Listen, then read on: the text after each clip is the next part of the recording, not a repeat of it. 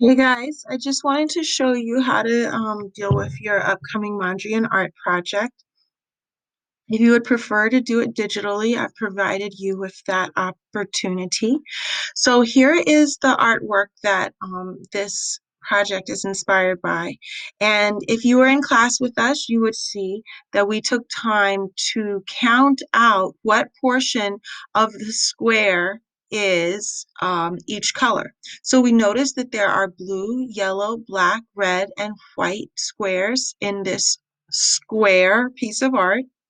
And we noticed that there's a 5 by 5 unit blue square. And we knew that because we could count and see that 1, 2, 3, 4, 5 is the height here. And that's about equal to the height and the width of this square. We can count the widths precisely. See, 1, 2, 3, 4, 5 is the width of the blue square. And if it's a square, the width is the same as the height. So this was a 5 by 5, which is 25 units. And I hope that this is not too small for you to see. I'm going to increase the size of the screen there.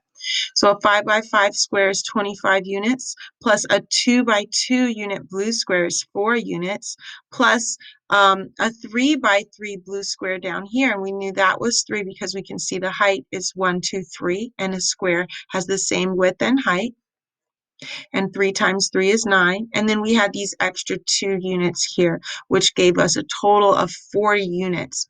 Well, we knew that this square in the whole painting was a 10 unit by 10 unit square because we could tell by counting that this is 5 on this side, and this as a square looked like about half, so this was 5 units on the right side as well.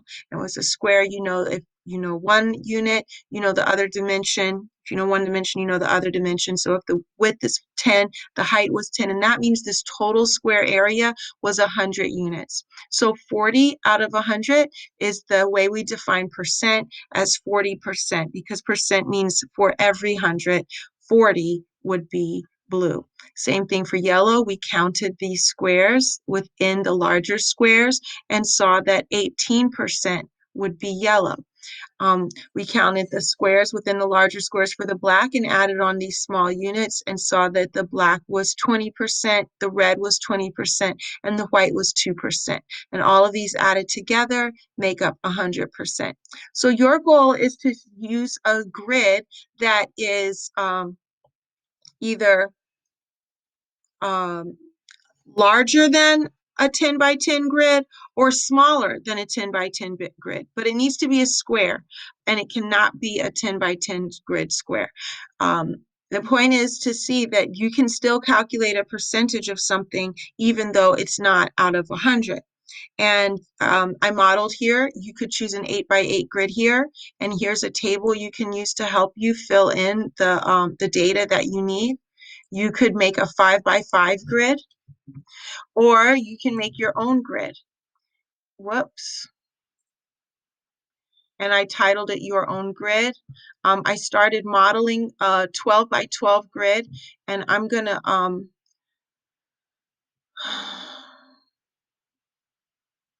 let's see here. I'm gonna reset by taking off the borders I made by clicking clear borders. So now my borders are clear. And I had initially created a 12 by 12 grid to model for you all. And I can still do that. I want to show you that if you want to make something even bigger, I have the grid line selected now. And if you want to make sure that they're all looking like squares, you can pull down the row to make it look more like a square, because right now they look like rectangles when you start. And you can do the same thing and pull and drag each column or row over to make it look like a square.